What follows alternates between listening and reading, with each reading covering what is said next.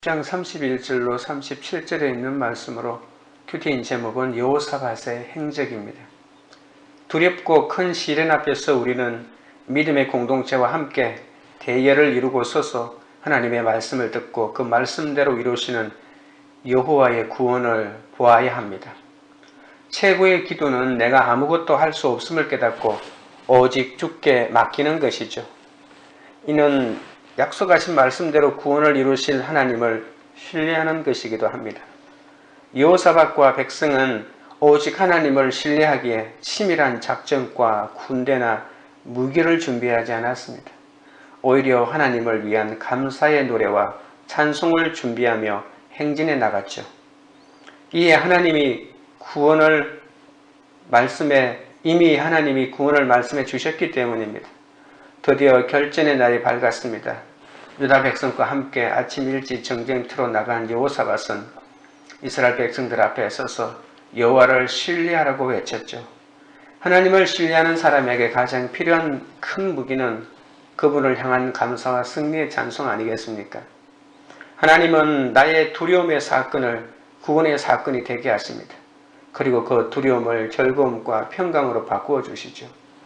언약의 말씀을 붙들고 믿음으로 찬송하는 자에게 하나님은 큰 승리를 주시고 하나님의 평강을 맛보게 하십니다. 여호사밧이 35세에 유다의 왕이 되어 예루살렘에서 25년간 다스립니다. 그는 여호와 보시기에 정직하게 행하였으나 산당을 철거하지 않아서 백성이 조상의 하나님만을 섬기지 못하게 했다고 합니다. 여호사밧이 이스라엘의 악한 왕 아하시아와 연합하여 배를 만들자 여호와께서 그들이 지은 배를 파십니다. 첫째로 여호사밧의 등극입니다. 31절입니다. 여호사밧이 유다의 왕이 되어 왕위에 오를 때에 나이가 35세라 예루살렘에서 25년 동안 다스리니라. 그의 어머니의 이름은 아수바라 실히의 딸이더라. 여호사밧은 35세의 왕이 되어 25년 동안 통치합니다. 통치 기간은 아버지 아사와 공동통치 3년과 그리고 아들 여호람과 공동통치 5년을 포함합니다. 그렇다면 여호사밧이 홀로 유다를 통치한 기간은 16년이 됩니다. 유다왕 여호사밧은 그의 부친 아사와 함께 여호와 앞에서 정직히 행한 선한 왕으로 평가되죠. 아사 왕은 그의 조상들이 만든 모든 우상을 없앨 뿐 아니라 아세라를 섬기던 태우까지도 폐위하였습니다. 역대기 저자는 남한국 왕 여호사밧의 행적을 정리하면서 그의 어머니 아수바뿐만이 아니라 아버지 실리까지 언급합니다. 남유다 왕이 새로이 등극할 때는 마치 공식처럼 어머니의 이름과 가족관계가 소개됩니다. 그러나 북왕국 왕의 즉위를 기술할 때는 이런 언급이 전혀 없습니다. 그것은 남왕국의 왕위 계승이 다윗의 왕위를 영원히 견고하게 하겠다는 하나님의 언약 아래 다윗 가문의 정통성을 지키고 평화롭게 왕위가 계속 이어졌다는 것을 보여주고 있죠. 여호사밧의 외할아버지는 당시 이름난 장군 가문 출신이었을 것이라고 짐작할 수 있습니다. 그의 딸 아수바라고 하는 이름이 언급되어 있는데 이 아수바라고 하는 말의 뜻은 버려진 파면이라는 뜻으로 보아 아버지가 국방의 의무만 다하느라 아버지의 가장으로서의 또는 아버지로서의 보호와 사랑을 제대로 못 주었다고 볼 수가 있겠죠. 그래서 아마 이 아수바는 자신의 삶이 파멸당한 느낌을 받았을 것입니다. 우리가 보통 성경을 해석할 때 이름만 나와 있고 다른 배경을 전혀 짐작하지 못할 때 그 사람의 이름이 무슨 뜻인지를 살피면서 그 사람에 대한 배경들을 추적하는 이러한 성경 연구 방법이 있습니다. 그래서 딸의 이름을 짓는데 누가 버려진 파멸이라고 이런 이름을 지을 수가 있겠습니까? 만약에 자기 딸이 이름을 짓는데 이런 이름을 지었다면 아버지로서의 딸에게 어떤 관심도 못 준 그 미안함 같은 것들을 표현했다고 우리가 느끼는 거죠. 여호사밧은 절망을 맛본 어머니 아수바의 기도 때문에 선군으로 자리매김할 수 있었다고 볼 수 있습니다. 이 아수바는 아버지가 나에게 필요한 도움을 주지 못한 버려진 것 같은 느낌을 받았기 때문에 오히려 하나님을 더 의지하고 하나님께로 나아갔다고 볼 수가 있는 것이죠. 그래서 자식을 요사밧이라는 훌륭한 자식을 키웠던 것은 이 어머니가 사람은 의지할 대상이 아니고 믿음의 대상이 아니라는 것을 너무나도 알고 하나님을 의지한 그 신앙의 결과라고 볼 수가 있는 것이죠. 믿음은 내가 아무것도 할 수 없다는 것을 깨닫는 것입니다. 그래서 하나님만을 바라보는 것이 믿음 아닙니까? 아수바가 훌륭해서가 아니라 살 소망이 끊어져서 자신에 대해서 절망했기 때문에 죽은 자를 다시 살리시는 하나님만 의지하게 된 것이죠. 아무리 힘들어도 말씀으로 내 고난에 관해서 해석을 잘하면 믿음의 명문 가문을 일으킬 수 있습니다. 하나님과의 언약을 상실한 북이스라엘의 왕위 계승은 어떤 정통성이나 대명분 없이 오직 모반과 살인이라는 인간적 계획과 폭력에 의해서 혼란을 거듭하고 있지만 남왕국은 하나님에 대한 이러한 신뢰, 내 삶이 어렵고 공고하더라도 하나님의 그 은혜를 바라보며 주께 나아가는 그 믿음의 결단에 의해서 믿음의 유산이 이어졌다고 볼 수가 있습니다. 적용 질문 드립니다. 내가 하나님의 말씀을 떠나 인간적인 계획과 방법으로 진행하고 있는 일은 무엇입니까? 둘째, 여호사밧의 평가입니다. 32절입니다. 여호사밧이 그의 아버지 아사의 길로 행하여 돌이켜 떠나지 아니하고 여호와 보시기에 정직하게 행하였으나 여호사밧은 여호와께서 보시기에 정직히 행했다고 평가를 받습니다. 왕에 대한 평가는 백성들의 평판에 달려있지 않습니다. 여호와께서 보시는 기준에 달려 있습니다. 여호사밧은 아버지 아사처럼 믿음의 사람이었습니다. 그는 하나님 보시기에 정직하게 행했다고 합니다. 여호와 앞에서 정직히 행했다고 하는 것은 여호와 앞에서 행하는 것과 정직히 행하는 것이 같은 의미라는 것이죠.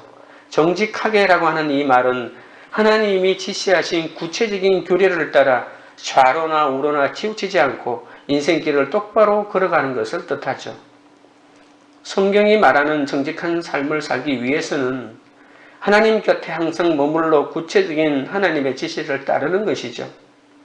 하나님의 지시를 받기 위해서는 천국을 잘 부여주는 공동체에 속해 있어야 합니다. 왜냐하면 혼자서 정직하다는 것은 위험하지 않겠습니까?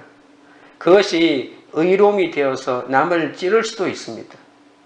결국 내가 정직할 수 없다는 것을 깨달아야 하나님의 정직을 알게 되는 것이죠. 정직이라고 하는 것은 내가 가지고 있는 내 개인의 자연적인 성품이 아닙니다. 그러니까 다듬어진 신앙의 인격이라고 하는 것이죠. 나는 정말 하나님 없이는 정직할 수가 없다고, 내가 하나님 없이 정직하려고 해보니까 나를 숨기고 나를 위장하고 오히려 윗선자가 되어야만이 정직해질 수 있구나라고 하는 것을 깨닫는 것이죠. 그래서 하나님과 공동체에 속해서 이 나에 대하여 절망하면 절망할수록 그 상태에 머무는 것이 아니라 하나님께로 나아가서 하나님이 주시는 그 정직을 내 삶의 신앙의 인격으로 다듬어가는 것이 필요한 것이죠. 34절입니다. 산당만은 철거하지 아니하였으므로 백성이 여전히 마음을 정하여 그들의 조상들의 하나님께로 돌아오지 아니하였더라.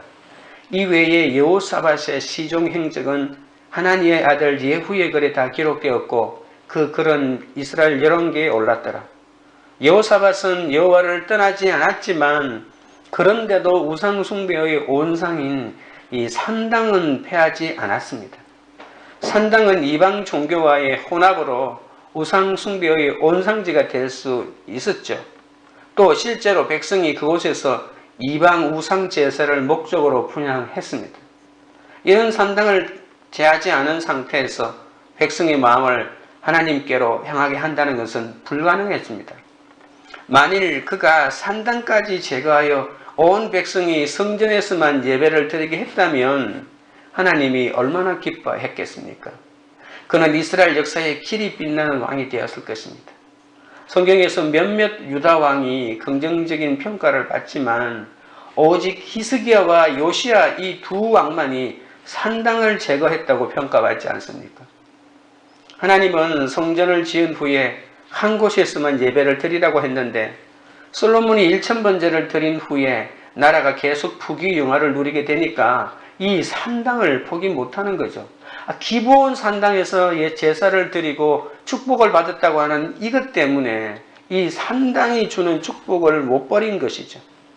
그러다 보니까 산당 예배가 고질적인 종교적인 범죄의 온상이 되었죠. 우리나라도 어디 산에 어디 암자에 어디 바위 밑에 가서 기도하면 용하다라고 하는 소문이 들리면 그곳으로 떼거지로 몰려가지 않습니까? 우리가 아무리 믿음 생활을 잘한다고 해도 급한 때는 하나님만 부르짖다가 조금만 편해지면 필요한 게 많아 다양성을 추구한다면서 온갖 죄의 길로 달려가지 않습니까? 여호사밧의 나머지 행적은 하나니의 아들 예후의 글과 이스라엘 열왕기에도 올라 있다고 합니다. 하나니의 아들 예후는 여호사밧이 아합과 연합하여 아람을 공격한 전쟁터에서 패하고 예루살렘으로 겨우 도망왔을 때 그를 책망한 선지자죠. 역사의 길이 남을 종교개혁을 하면서도 산당만은 철거하지 않은 여호사밧처럼 나 또한 매우 익숙하여 잘못인지도 모르는 우상숭배를 행하고 있지는 않는지 늘 돌아보고 만약에 있다면 그것을 단호하게 끊어내는 결단이 있어야 합니다. 적용 질문 드립니다. 여호와의 길을 가면서도 내가 여전히 끊어내지 못하고 있는 죄는 무엇입니까? 셋째는 여호사밧의 동맹입니다. 35절입니다. 유다왕 여호사밧이 나중에 이스라엘 왕 아하시야와 교제하였는데 아하시야는 심히 악을 행하는 자였더라. 아람과의 전쟁에서 아합이 죽었죠. 그가 죽고 난 다음에 그의 아들 아하시야가 이스라엘 왕위에 올랐습니다. 하지만 그는 사마리아 왕궁 2층 난간에서 떨어져서 크게 다친 후에 얼마 지나지 않아 죽죠. 이때 아하시야는 자신의 병이 어찌 될지를 이방신인 바알세불에게 물었는데 하나님은 선지자 엘리야를 보내 하나님의 이스라엘의 하나님이 있는데 왜 바알세불에게 묻느냐고 꾸중하죠. 그리고 엘리야의 예언대로 그는 침상에서 내려오지 못하고 죽게 됩니다. 그에 대한 마지막 평가는 그의 부친 아합과 모친 이세벨, 북이스라엘의 초대왕 여로보암의 길로 행하였다입니다. 참 비참하지 않습니까? 한 사람, 아합의 길로 행했다라고 해도 엄청난 평가인데 그의 모친 이세벨도 등장하고 또 북이스라엘의 초대왕 여로보암의 길로 행했다고 하니까 이 삼중 악한 길로 행하지 않았습니까? 이처럼 성도는 누구의 길을 따라 행하느냐에 따라서 삶의 마지막 날 여호와 앞에서 기록되는 평가가 달라진다는 것을 아셔야 합니다.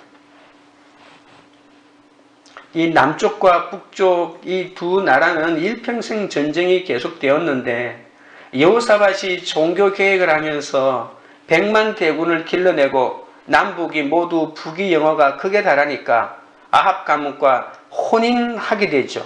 그래서 인척 관계를 맺는 치명적인 실수를 합니다.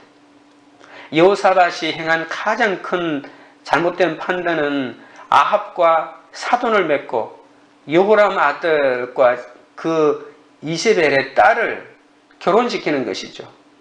이렇게 개혁하던 여호사밧도 그 환경에 간이 못 견딘 것입니다. 그러니까 세상에 물질에는 장사가 없습니다.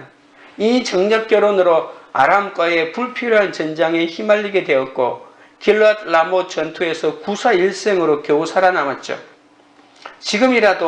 지금이라면 어떤 것도 이룰 것 같은 결혼 동맹으로 한 사람 아달랴가 남왕국 유다로 시집와서 북이스라엘의 우상 숭배와 불법이 그냥 유다로 흘러 들어왔잖아요. 아달랴가 엄청난 사육을 벌리고 남유다의 다윗 왕조 자체가 끊어져서 예수님도 못 올 뻔한 위기를 초래하지 않았습니까?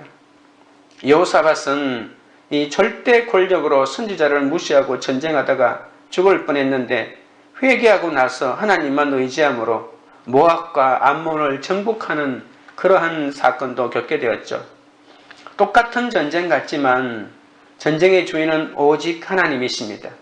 나쁜 너희들로 아합과 연합하여 아람과 싸울 때는 패하고 죽는 전쟁이었지만 모압과 암몬과 마온 이 세 연합군이 쳐들어왔을 때는 하나님이 앞장서서 성가대를 앞세워서 그 전장터에 나감으로써 엄청난 승리를 거두지 않았습니까? 절대 권력은 부패할 수 없기 때문에 날마다 공동체에서 부패하지 않도록 묻고 또 물어야 하는 것이죠. 내가 이룬 것이 많을 때, 승리를 많이 거두었을 때 오히려 더 하나님에게 물어야 합니다. 아합이 죽은 후에 이스라엘의 왕위를 계승한 아하시야는 악한 왕으로 기록이 됩니다.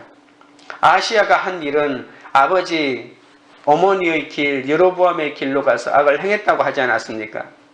그런데 그 길이 좋은 길이 아니라 바로 바알을 숭배하고 하나님을 노하시게 하기 때문에 그 아버지의 온갖 행위같이 이 아하시야 아들이 따라했다는 것이 이 아하시야에 대한 평가지 않았습니까? 여호사밧은 연약함으로 결혼 동맹이라고 하는 실수를 한 것이기 때문에 오히려 반면 교사의 역할 모델이 되었는데 아하시야는 스스로 바알을 숨기고 죄책감도 하나 없이 일부러 적극적으로 세상을 숨기다가 결국은 지옥으로 떨어지지 않았습니까? 아하시야는 아버지의 온갖 행위같이 악을 행하였습니다. 아합이 죄를 많이 지었지만 아하시야로 왕위가 순조롭게 계승된 것은 말년에 그래도 하나님이 아합이 회개하고 겸손해지는 것을 보시고 심판을 다음 시대로 유보하겠다고 하셨기 때문입니다. 내 왕위가 내 아들에게 계속 이어진다고 해서 모든 것이 하나님이 좋게 평가했다는 것이 아니라는 것을 아셔야 합니다. 하나님이 내가 행하는 아합의 회개도 하나님이 들으시고 그 기회를 다시 아들에게 허락하는 거죠. 그 짧은 그 새롭게 주어진 기회가 내가 잘나서 하나님이 나를 기뻐한 것이 아니라 하나님은 내가 행하는 조그만 회개도 새로운 기회를 열어주신다는 하나님의 자비하심인데 내가 어찌 그 하나님의 자비하심을 업신여길 수가 있겠습니까? 하나님은 이렇게 조금이라도 회개하는 것을 그렇게 기뻐하신다는 사실입니다. 36절부터 37절입니다. 두 왕이 서로 연합하고 배를 만들어 다시스로 보내고자 하여 에시온 게벨에서 배를 만들었더니 마레사 사람 도다 와후의 아들 엘리에셀이 여호사밧을 향하여 예언하여 이르되 왕이 아하시야와 교제하므로 여호와께서 왕이 지은 것들을 파하시리라 하더니 이에 그 배들이 부서져서 다시스로 가지 못하였더라. 여호사밧은 다시스로 가는 무역 항로를 확보하여 경제적인 이득을 얻고자 이스라엘 왕 아하시야와 연합하여 에시온 게벨에서 선박을 건조합니다. 과거 이스라엘이 아합과 연합했다가 큰 낭패를 보고서도 또다시 북쪽에 있는 아하시야와 연합하는 것은 심히 큰 악을 행하는 것이거든요. 여호사밧은 솔로몬 시대의 영광을 되찾고자 이 약속의 자손과는 전혀 상관이 없는 에돔에서 다시스를 왕래할 상선을 만든다는 것입니다. 그는 에시온 게벨에서 동맹을 맺고 있던 북왕국 아하시야의 권유에 따라 배를 만들었죠. 아합의 아들 아하시야와 여호사밧이 악한 그와 연합하여 공동무역을 해서 선박을 만들었는데 이것은 이 상선을 이용해서 오빌이라고 하는 곳에 가서 금을 들여오기 위해서 그랬던 것입니다. 하지만 본격적인 항해를 시작하기도 전에 하나님이 에돔의 영토인 에시온 게벨에서 그 패들을 부셔버렸죠. 그래서 모든 계획이 숲으로 돌아갑니다. 그런데 아하시야는 다시 배를 만들자고 다시 일을 해보자고 이렇게 유혹을 던집니다. 이스라엘 왕 아하시야는 아합의 아들로 심히 악한 자이기 때문에 하나님이 싫어하는 일만 골라서 하는 거죠. 어떻게 하면 끊임없이 남왕국 왕을 유혹의 길로 끌어들일까만 생각하는 겁니다. 엘리에셀의 예언대로 파손되었기 때문에 아하시야와 결합하여 시행하고자 했던 모든 해원업이 실패로 끝나고 마는 것을 보고 여호사밧은 이것이 하나님의 징계인 것을 깨닫고 하나님이 그의 상업활동 자체를 정죄하는 것이라기보다는 아예 악한 자와는 어떤 교제도 하지 말고 어떤 일도 같이 이루지 말라는 하나님의 경고라는 것을 받아들이고 포기하게 되죠. 여호사밧은 그래도 엘리에셀에게 들은 말이 있어서 불을 축적할 기회를 포기하고 악한 아하시아와 교제를 중단하고, 그리고 마지막에는 아버지 아사 시대에 남아있던 남색하는 자마저도 그 땅에서 쫓아내는 일을 하죠. 바로 이 점이 치명적인 실수에도 불구하고 마지막에 선한 왕으로 남게 된 최고의 비결입니다. 여호사밧이 솔로몬의 영화를 회복하려고 노력했지만 실패하고 말았죠. 하지만 이 하나님의 말씀이 선포될 때 그 말씀을 듣고 회개하고 돌이키는 결단이 그나마 있었기 때문에 이러한 평가를 받는 왕으로 남을 수 있었던 것입니다. 여호사밧이 실패하게 된 이유는 악행을 많이 저지른 북왕국의 아하시아와 동맹했기 때문입니다. 여호사밧의 경건한 삶을 생각하면 잘 이해가 되지 않죠. 그는 일평생 하나님을 사모했고 조상 다윗처럼 경건하게 살았는데 어떻게 이 우상 숭배자와 다름없는 아합 집안과 동맹을 맺고 아합의 딸을 며느리로 들였을까요?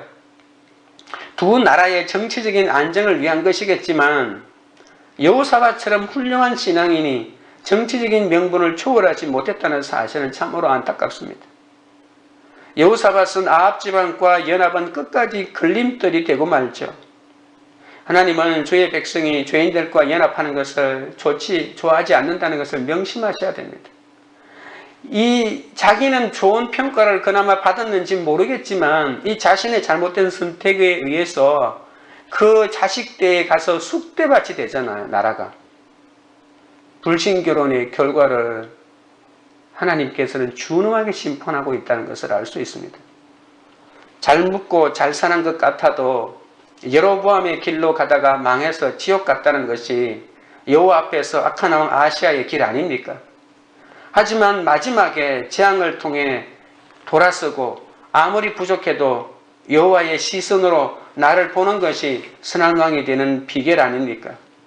주님의 시선으로 나를 보고 여호와 앞에서 선한 사람이 되는 것이 오늘날 우리가 해야 할 신앙의 결단이기도 합니다. 겸손한 사람은 없고 겸손한 환경만 있다는 말이 있지 않습니까? 성도는 반복해서 넘어질 수밖에 없는 나 자신의 연약함을 인정하고 날마다 말씀과 믿음의 공동체와 함께 연합하며 나가야 합니다. 여호사밧 같은 사람도 아합의 세력이 부러워서 연합하고 사돈까지 맺는데 우리야 말해서 뭐 하겠습니까? 적용 질문 드립니다.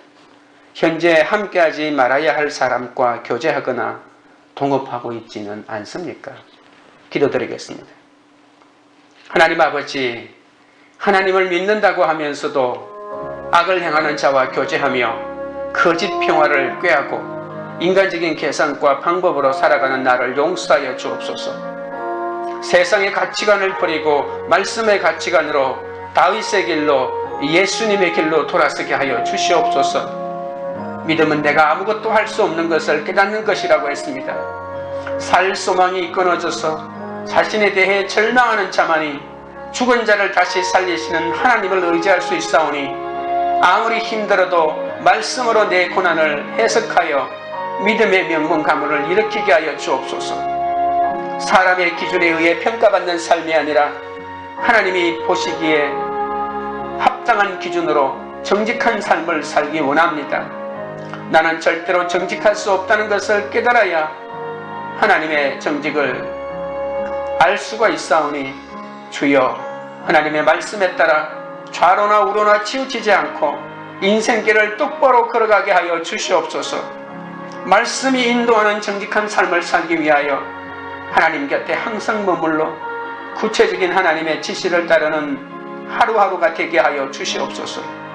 혼자 정직할 수 없사오니 나의 의가 내 자랑이 되어 다른 사람을 찌르는 칼이 되지 않게 하시고 날마다 말씀과 믿음의 공동체와 연합하여 살아갈 때 하나님을 더욱 신뢰함으로 반복하여 짓는 죄가 끊어지게 도와주시고 예수 그리스도의 공동체 안에 사는 것이 정직하게 행할 수 있는 유일한 비결임을 깨닫게 하여 주시옵소서. 하나님은 성전을 지은 후에 한 곳에서만 예배를 드리라고 했는데 산당에서 1000번제를 드리고 세상의 부귀영화를 누리게 되고 또 누리는 사람들을 보자 나도 저 산당에서 저것을 하면 축복을 받겠다고 해서 그 산당을 포기하지 못합니다. 우리가 아무리 믿음 생활을 잘한다고 해도 급할 때는 하나님만 부르짖다가 조금만 편해지고 형편이 나아지면 너무나도 다양한 이 세상의 우상들을 추구하고 죄악의 길로 달려가고 있사오니 불쌍히 여겨 주시옵소서. 내가 곧 길이요 진리요 생명이라고 하시는 예수님을 만났음에도 세상의 다른 길을 찾아 헤매는 우리를 불쌍히 여겨 주옵소서. 그 악한 길로 가지 않도록 붙잡아 주시고 인도하여 주시고 주님의 손길을 찾게 하여 주옵소서. 아직 패하지 못한 나의 욕심의 산당을 제할 수 있도록 주여 인도하여 주옵소서. 광교리를 교회가 여호와 앞에서 정직히 행하며 구속사로 해석해주는 예수 공동체가 되게 하옵소서. 우리가 날마다 하는 너무나 익숙한 일이기에 무엇이 잘못인지 우상 숭배인지도 모른 채 여전히 따라가고 저지르는 죄를 단호하게 끊어내게 하옵소서. 각자의 신앙에서 산당을 펴하며 주님의 시선으로 바라보고 끊어내므로 주님께로 돌아서는 믿음의 공동체, 그런 교회가 되게 하여 주시옵소서. 예수님의 이름으로 기도드립니다. 아멘.